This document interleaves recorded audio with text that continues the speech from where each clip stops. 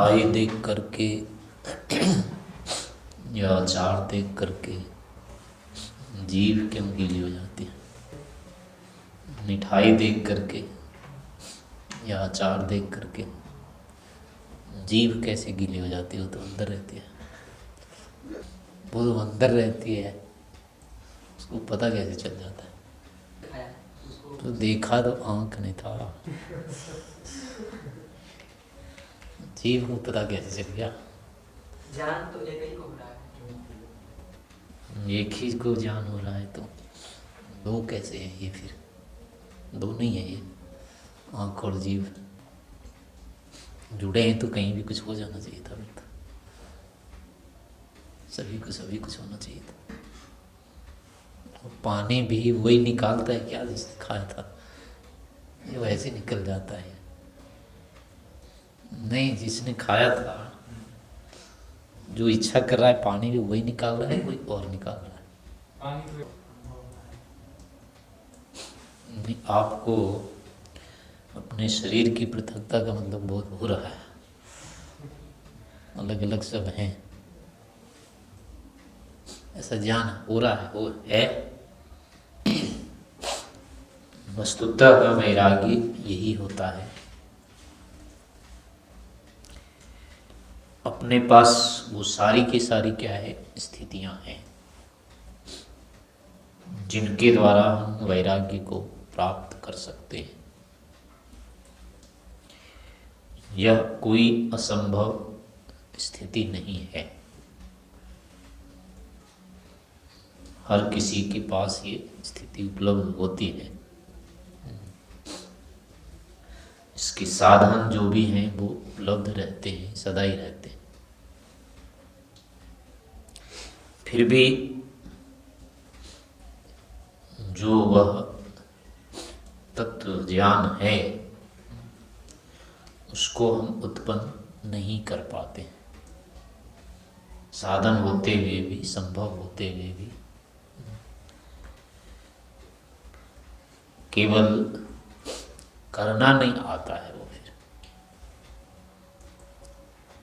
इससे होता है कि फिर हमको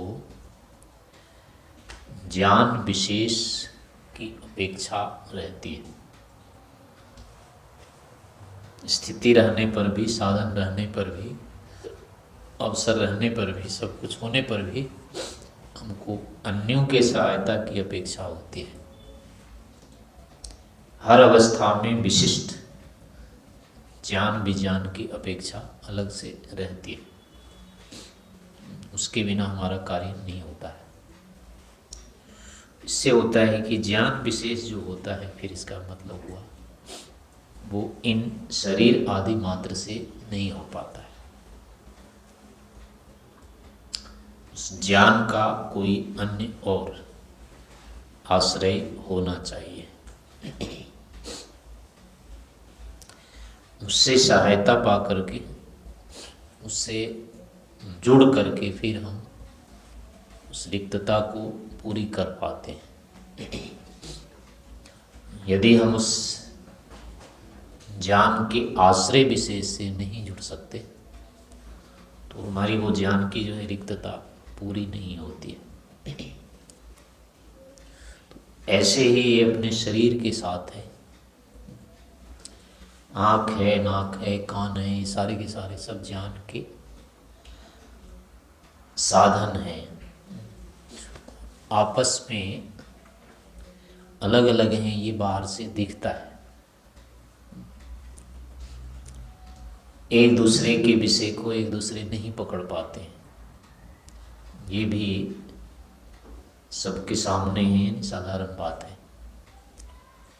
आँख से कभी भी रस का ज्ञान संभव नहीं है। कोई भी अंधा व्यक्ति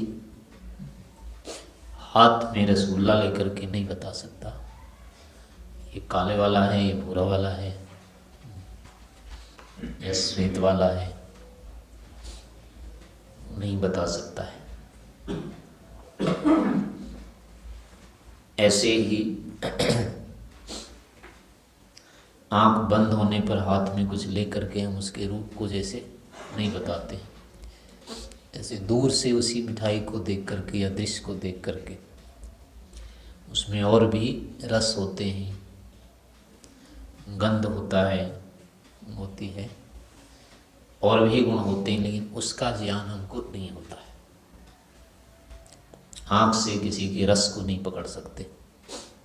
यदि पकड़ में आ जाता तो क्या होता? आँख से अगर मिठास पकड़ में आ जाती फिर क्या होता? खाने की आवश्यकता नहीं, जीभ तक जीभ का बड़ी फिर कोई दुकान नहीं खुलती। मिठाई की दुकान हम्म, में कोई खरीदता ही नहीं, ना कोई बनाता फिर। सारे होते हैं नहीं, एक बार बना कर रख लेते थे, छिपा के रखते या तो सारे दिखा तो सकते नहीं थे। कितने सारे व्यवहार बंद हो जाते हैं, मतलब अलग अलग इंद्रियों के अलग अलग बहुत सारे विशिष्ट कार्य हैं, उनसे इनकी पृथकता सिद्ध होती है।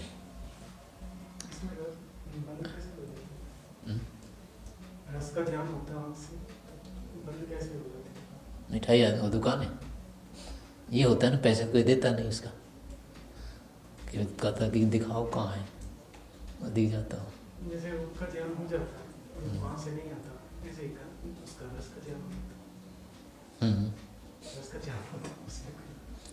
यानी रूप वाली चीज़ें में भी वैसे पैसे दे करके देखते हैं, लेकिन उतने भाग को देखते हैं जितना नहीं दिखता है बिना पैसे के।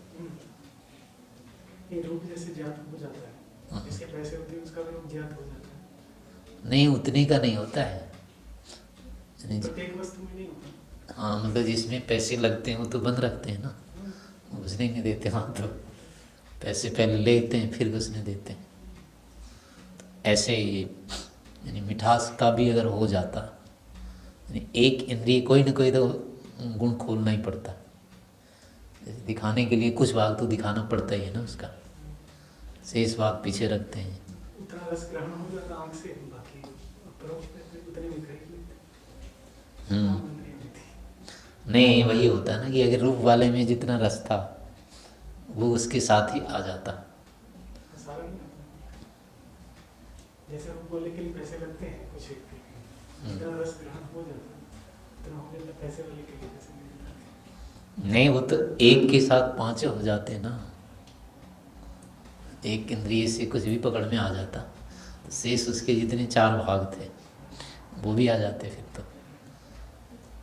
अब उसकी क्या होती मात्रा विशेष, थोड़ी मोड़ी तो बचती ना कि थोड़ी ही आती है मिलकर, नहीं, थोड़ी मोड़ी बच जाती, वो अधिकतम आ जाती। सामने ज्ञान होता है। एक गन्ना मान लो देख लेते तो अब कितना सारा काम हो जाता। रस का पूरे स्वाद नहीं आता, मीठे कैसे चीनी देख लेते, गन्ना देख लेते, बचता क्या गुड़ में।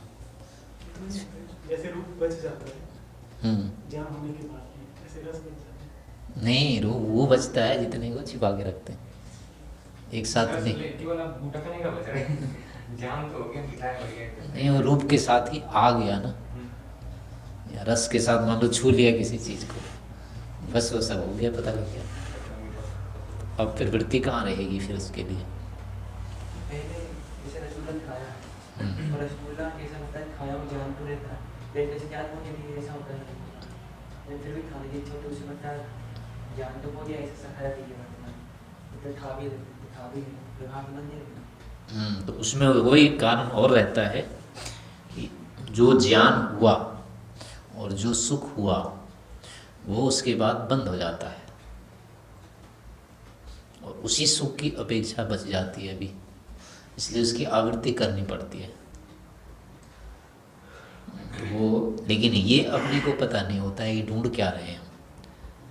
नहीं, जिस सुख को ढूंढ रहे होते हैं उस सुख के लिए ही इतनी आवृत्तियां कर रहे होते हैं, पर ये नहीं पता होता है कि हम उसी सुख को ढूंढ रहे हैं।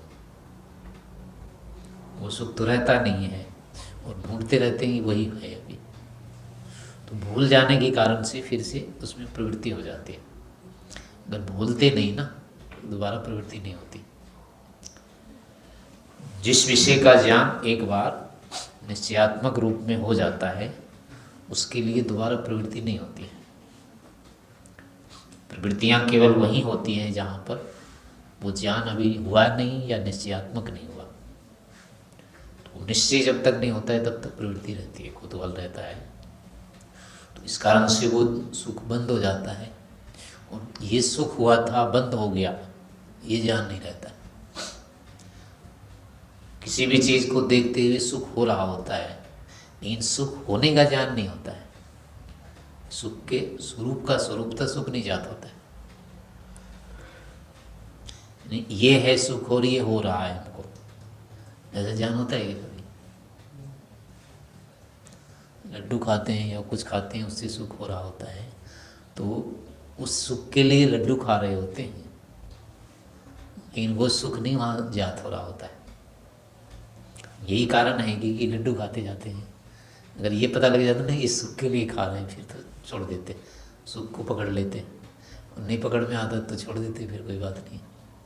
अभी लड्डू की भ्रांति से सुख को खा रहे होते हैं, ये सुख की भ्रांति से लड्डू को निकल रहे होते हैं, ये सुख है। तो लड्डू ही सुख है ये मान के करते रहते हैं। जो होना होता है, अपेक्षा होती है, वो कुछ और है, जिससे होता है वो कुछ और है। लेकिन ये दोनों में भेद ज्ञान नहीं होने से, या अलग अलग दोनों होते हैं, ज्ञान नहीं होने से फिर उसके साधनों में ही प्रवृत्ति हो जाती है। और जब तक नहीं ज्ञान होगा तब तक ऐसा होता रहेगा। तो यहाँ पर भी ऐसे होता है कि उस रूप को हमने देखा, उस रूप को देखने के बाद कब हमने उसकी स्मृति उठाई, उस स्मृति के आधार पर कब हमने उसको प्रयोजन बनाया, और फिर कब हम प्रवृत्त हो गए, ये जो क्रम होता है भीतर, ये नहीं जानते हैं। रूप देखने के बाद वस्तु को स्मरण करते हैं, फिर जो आया था ना, यम सुखम लब्धवान तदर्थम पुनः प्रवर्तते, अभी आई थी पंक्ति, नहीं ध्यान है। जिस सुख को एक बार प्राप्त किया है, सुख के साधन को, उसी को दिखने पर दोबारा फिर प्रवृत्ति हो जाती है उसके लिए। तो अब यहाँ पर जो हो रही है इसलिए हो रही है कि इसको देखने के बाद अब हम भीतर क्या क्या करते हैं, पुनः उससे जुड़ने के लिए उतना ज्ञान नहीं होता है। अगर ये होता है कि हमने इतना इतना किया, इसको देखा था, फिर यहाँ किया था, और फिर हम दोहरा रहे हैं उसी को, ऐसा यदि होता है तो फिर नहीं दोहराते उसको। पता लग गया होता इतना ही होता है, लेकिन ये नहीं पता हो रहा है कि इतना ही होता है, ये फिर हो जाएगा, दोबारा ऐसा ही होगा, ये ज्ञान नहीं होता है। नहीं होने के कारण फिर अपना उसको सोचने लगते हैं तो नई चीज़ कुछ है, पहले तो था ही नहीं ऐसा कुछ, अब हो जाएगा। इस कारण से फिर ये प्रवृत्ति होती रहती है। रस आदि जो निकलते हैं जीव में, कैसे कैसे हम निकाल लेते हैं इसको, ये नहीं जानते। नहीं जानने के कारण फिर उसमें प्रवृत्त होते रहते हैं। इसमें व्यवस्था तो है, लेकिन फिर भी उसकी चाबी रहती है अपने पास। यानी बहुत कोई आपत्ति वाली स्थिति हो और फिर दिख गया अचार, तब नहीं आएगा पानी। खाने की अगर स्थिति हो तब तो आ जाएगा, लेकिन कोई मार रहा हो या अचार फेंक करके, तब पानी आएगा क्या? तब नहीं आएगा पानी देख करके। उधर गोली मारने के लिए तैयार हो, वहाँ रख दिया हो लड्डू, फिर देख करके नहीं आएगा पानी। वहाँ ये जो है व्यवस्था नहीं काम करेगी। इसका मतलब होता है कि व्यवस्था की चाबी रहती है फिर भी अपने पास, हम करते हैं उस चीज़ को प्रेरित। मन से कितने सारी प्रेरणाएं हम शरीर में कर रहे हैं, इन किसी का पता नहीं अपने को, इस चीज़ को हम प्रेरित करते हैं। तो ये सब कई सारी स्थितियां हैं जिनका दिन रात हम व्यवहार तो कर रहे होते हैं, प्रयोग कर रहे हैं, लेकिन उसका ज्ञान नहीं है। तो इस ज्ञान आदि के ना होने से फिर क्या हो रहा है, हम और शरीर वो गड़बड़ हो रहे हैं, बस अलग से हम हैं ये नहीं हो पा रहा है। शरीर की प्रेरणाएं जहाँ से शुरू करते हैं हम, अगर उसका पता चल जाता तो उसी समय पता चल जाता है कि दोनों अलग हैं, एक हम है ही नहीं। लेकिन वही नहीं पता लगता है, बहुत कम कुछ कर देते हैं कर देने के बाद लगता है हाँ कुछ कर रहे हैं। अभी जैसे बोल रहे हैं तो बोलने से पहले कितना काम हो जाता है भीतर। इस शब्द को हम बोलेंगे, ऐसे बोलेंगे, इतनी जीभ लगानी है, इतना प्राण लगाना है, इस अर्थ को बोलना, सारा आकलन हो जाता है पहले, उसके बाद उच्चारण होता है ये। लेकिन ये सब कुछ ज्ञान नहीं होता है। ज्ञान नहीं होने के कारण फिर ये हो जाता है कि हम नहीं बोला, या जो बोल रहा है वही हम हैं। अभी मैं जैसे बोल रहा हूँ, आप सुन रहे हैं, आप बोलते हैं, तो यानी कि आप किस अर्थ में पकड़ रहे हैं। अभी ये जो मैं बोल रहा हूँ, मैं नहीं बोल रहा है ना, मेरी आवाज़ है ये। मेरे में तो ध्वनि है ही नहीं, मैं कैसे बोलूँगा। मेरी ध्वनि होती नहीं है, ना मैं बोल सकता। लेकिन जो जान कर रहे हैं हम, आप हमको जो जान रहे हैं, वो मेरी ध्वनि को कह रहे हैं मैं बोल रहा हूँ। जैसे आपको देख करके हम ये मानते हैं आप हैं, एक दूसरे को देख करके बाहर देखते हैं, फिर कह देते हैं यही है। और आत्मा को ज्यों का त्यों मानते हो, यही आत्मा है। किसी का रूप दिख गया एकदम निश्चिंत हो जाते हैं, हाँ देख लिया हमने, वही है। लेकिन बिल्कुल झूठ होता है ये, 100% झूठ है ये, वो बिल्कुल नहीं है। वो किसी से बात करके फोन मोबाइल में कहते हैं हाँ मैंने साक्षात बात कर ली, और एक शब्द भी नहीं बात की है उसके साथ, उसको एक ध्वनि भी नहीं उसकी सुनी है, लेकिन फिर भी पूरा निश्चिंत हो जाते हैं। तो ये सारा का सारा क्या हो रहा है, ये ज्ञान सब बन रहा है आत्मा शरीर की एकत्व का। ऐसे करके मतलब बचपन से लेकर के पूरा भर देते हैं शरीर और आत्मा को एक बना करके। दूसरे को जानते समय भी ऐसा ही ज्ञान बनता है, अपने विषय में भी यही लगता है। मैं बोल रहा हूँ, जब भी बोलते हैं हम तो हित लगता है मैं बोल रहा हूँ, अपने को भी लगता है ये मेरी ध्वनि है, लेकिन अपने में ध्वनि नहीं होती है बिल्कुल। ऐसा वाला ज्ञान हम उठा ही नहीं सकते, उठा ही नहीं पाते हैं, और दिन रात हमारा व्यवहार होता रहता है। तो ये यूँ ही नहीं हो रहा है। फिर इसके साथ मैं शरीर हूँ, ये संस्कार भी बन रहे हैं।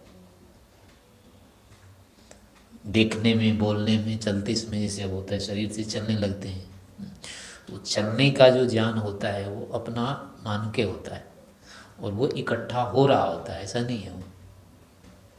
अब आप देख लीजिए कि कितने बार चले होंगे, जितने बार चले होंगे उतने संस्कार बने होंगे। ऐसे गिनती करके देखो तो कितना संस्कार ही बना है कि मैं शरीर हूँ।